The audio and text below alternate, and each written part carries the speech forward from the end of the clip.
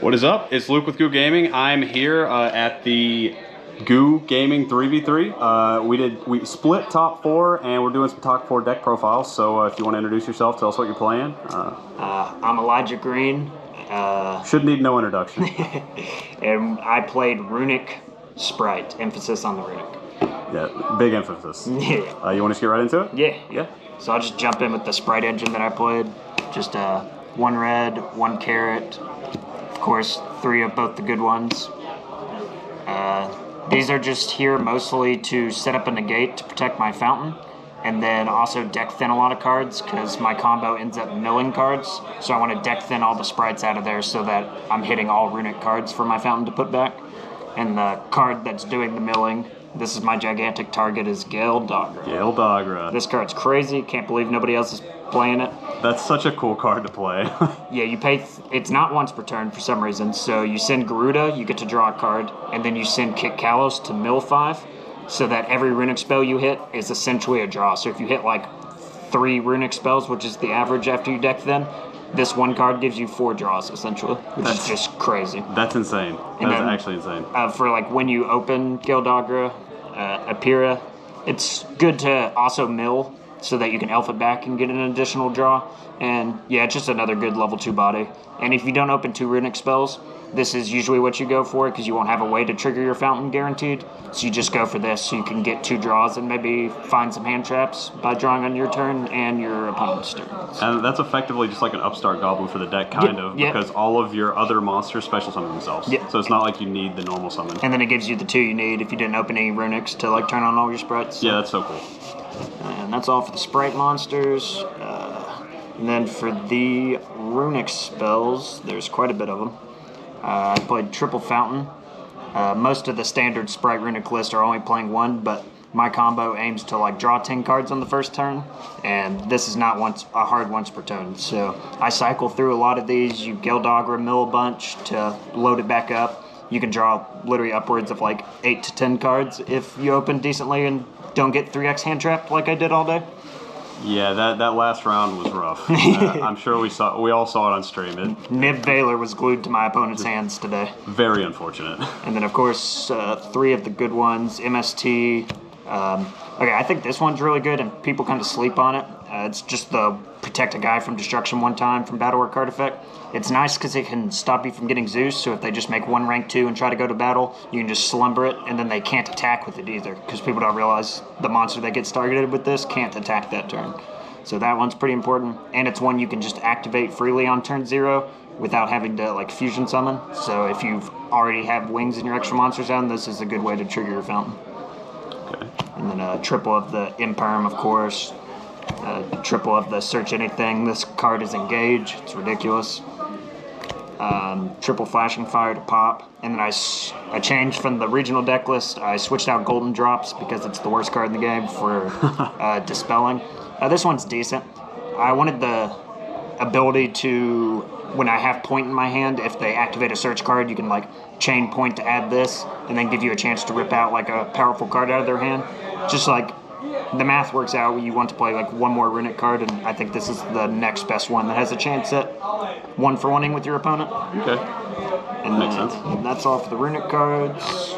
And then the Spright spells, I actually just played 1 Smasher, 1 Starter. Okay, 1 starter. You'd like to play 3 of this card because it's good, but the issue is I pay 6,000 life points from my YuGiOh, and then I pay 11,000 from activating this. So I go down to 900 life points, so you literally can't activate another starter if you get to do the combo. So it doesn't matter. Yeah, so I think just 1's good.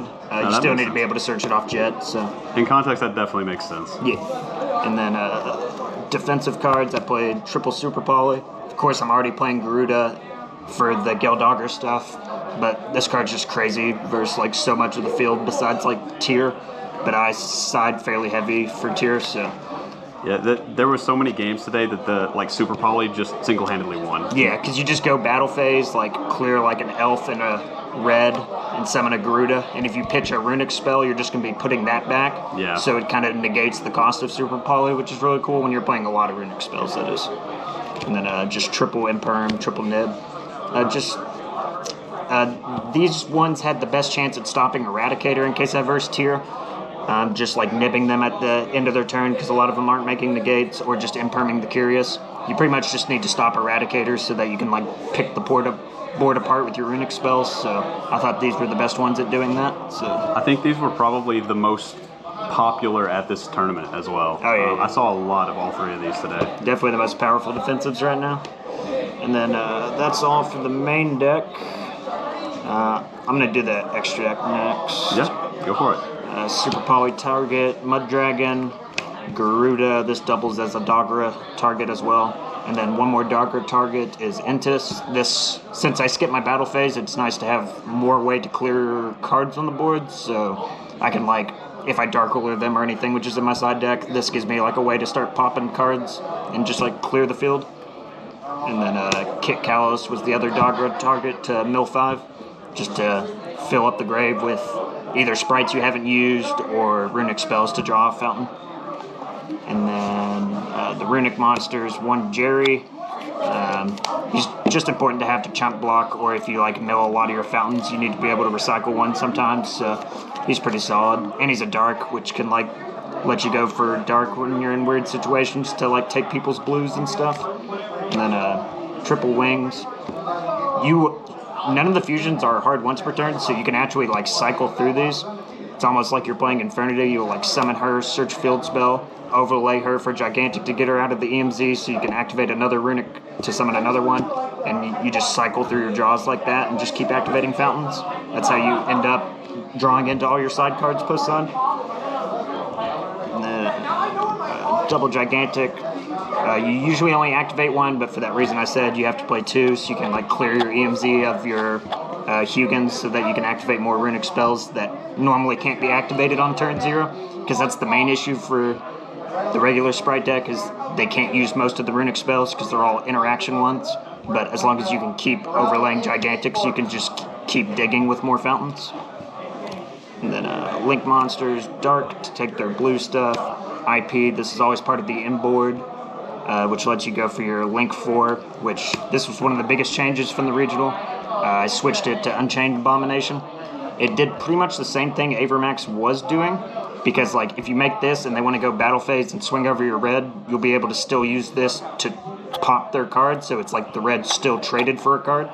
And then this also works really well with Flashing Fire, because you'll be able to pop one of their cards, trigger this, pop another card, or Destruction if they have a spell trap.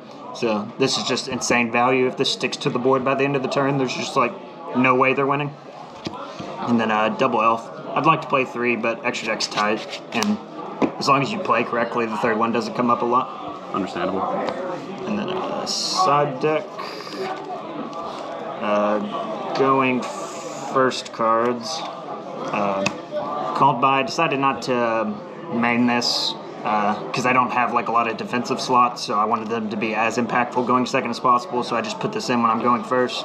Or if it's against a deck like Math Mech or something where it's like still a good going second card. And then double Mistaken Arrest. This card is crazy. I saw that in your side deck, and that just, it makes me so happy. This card is insane. Because it goes 1 for 1, because you're a deck that like wins off advantage, so you need all your cards to trade, but then it like acts like Droll does. So like you just chain this to like a card that would search, and so it 1 for 1s with that card, but then it also stops any blue, jet, planets, anything they activate afterwards. So, and since you went like plus 10 on your turn, you just like activate this. You can chain Tip to it, because Tip is the only card that you're going to be searching with after turn 0. So yeah, it just messes up a lot of the meta. And then triple Judgment, so you don't get even lead, even though I got double even lead today and didn't draw this. Yeah, this is just the best card to draw into in your like draw 10 combo. I sometimes end with like multiple Judgments and a bunch of Runick cards. So. And you're going to be paying, what, 450 life points? Yeah, it's the freest Judgment of your life, because I'm at 900 by the end of my turn. And then triple Dark Ruler for Spright, of course. Yeah. Card just obliterates them. It's a blowout against Spright. And then MVP of the day, honestly, triple Shifter. Shifter is so good. It seems weird in this deck because you want your Runick spells in the graveyard, but the idea is you just Shifter and it skips a lot of decks' turns, like Tyr and Math Mech, which are like some of the scariest decks. So you just skip their turn, do your Spright line, just like get like a red negate on board, and then activate like a fountain, or like search a fountain and activate it. And then you just play with the Runick spells on their turn once Shifter's offline, so you'll just like interrupt them and then draw cards off your fountain. So, yeah, this card went crazy, super good. And then I can't play Cosmic for aforementioned reasons. I go to 900 life points, so I would kill myself if I activate it. So I played MST. You just need something for anti-spell. Trap decks are pretty free because you main like 6 MSTs in the Runick engine, plus I'm making Unchained Abomination. So this is almost exclusively for anti-spell, but yeah, I wouldn't change that. And that's everything. Well, your deck looks insane. You want to do some shout-outs?